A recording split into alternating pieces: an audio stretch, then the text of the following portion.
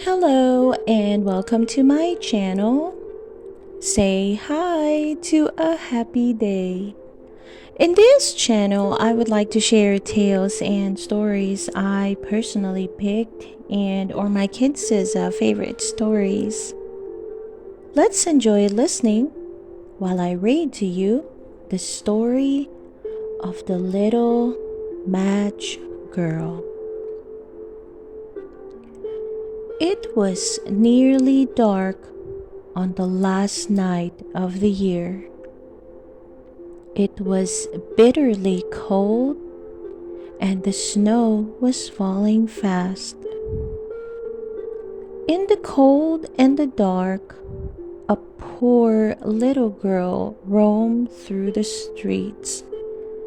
Her head and feet were bare. She did have on a pair of slippers when she left home, although they were not much used. They were very large, as they had belonged to her mother. The poor little thing had lost them as she was running across the street, trying to avoid two carriages that were speeding along at a terrible rate. One of the slippers she could not find, and the other had been seized by a boy who ran away with it.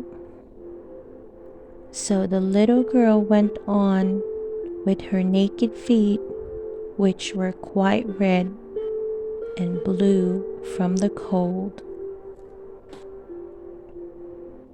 The girl carried a number of matches in her apron pocket and had a bundle of them in her hands. She was a match seller. No one had bought any matches from her the whole day, nor had anyone given her a penny. She crept along, shivering with the cold and hunger, a picture of misery. The snowflakes fell on her long, fair hair, which hung in wet curls on her shoulders, but she ignored them. Indeed, she looked at the lights shining from every window and smelled the delicious aroma of roast goose that hang in the air, for it was New Year's Eve. In a corner between two houses, she sank down and huddled into herself. She pulled her bare feet in her underneath, but she could not keep out the cold. She dared not to go home, for she had not sold any matches and had no money for her family. Besides, it was nearly as cold at home as here, for there was only the roof to cover them. It was full of holes and cracks through which the wind howled, even though they had tried to fill the largest holes with straw and rags. The match girl's hands were almost numb with cold. Oh, a burning match might give her some small comfort. If only she dared to take a single one out of the bundle and strike it against the wall. She drew a match out of the bundle, scratched. How it spluttered and blazed as it burned. The flame was warm and bright like a little candle. As she held her hand over it, it was a wonderful light. It seemed to the little girl that she was sitting beside a large iron stove with polished brass feet and a polished chimney. How the fire burned! Her little corner seemed so beautifully snug as the little girl stretched out her feet as though to warm them, when suddenly the little flame went out. The stove vanished, and she was left with the remains of the match in her hand. She struck another match on the wall. It burst into flame brightly. It seemed that where its light fell on the wall, it became as transparent as a veil, and she could see into the room. The table was spread with a snow-white tablecloth on which stood a splendid china dinner set and a steaming roast goose stuffed with apples and dried plums.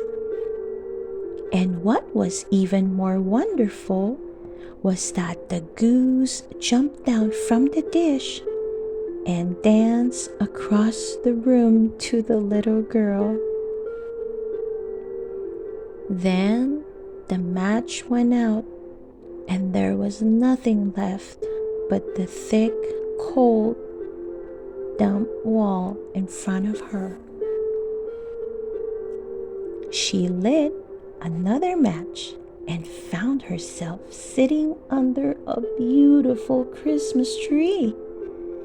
It was even larger and more magnificently decorated than the one that she had seen through the glass door of a rich shopkeeper's house. Thousands of candles burned in the green branches, and brightly colored pictures, like ones she had seen in shop windows, looked down on her. The little girl stretched out her hand to them, and the match went out. The Christmas lights rose higher until she saw that they were the stars in the sky. Then she saw a star fall, leaving a long trail of fire. Someone has just died, thought the little girl, for her old grandmother, the only person who had ever loved her and who was now no more, had told her that when a star falls, a soul goes up to heaven. She struck another match against the wall, and the light shone around her. In the brightness stood her old grandmother, bright and radiant, so mild and full of love. "Grandmother," she cried out, "oh, take me with you. I know you will go away when the match goes out.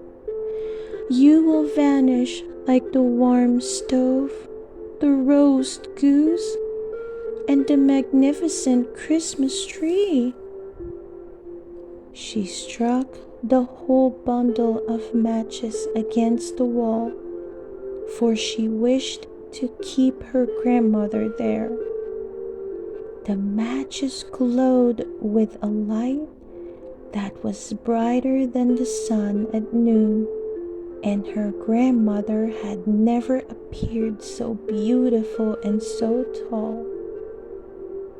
She took the little girl in her arms, and they flew upwards into a place of brightness and joy, where there was neither hunger, nor cold, nor pain.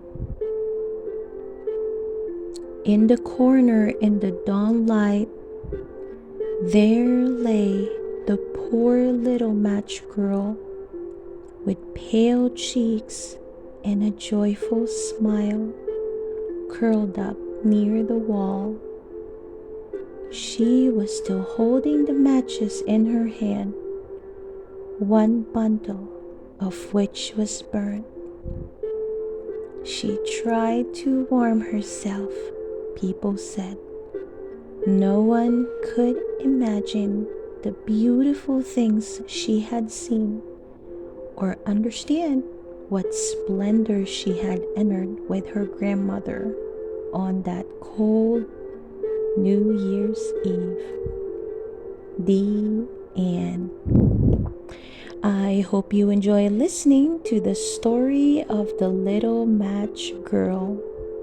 Please don't forget to hit that like button and subscribe to listen for more stories. See you soon!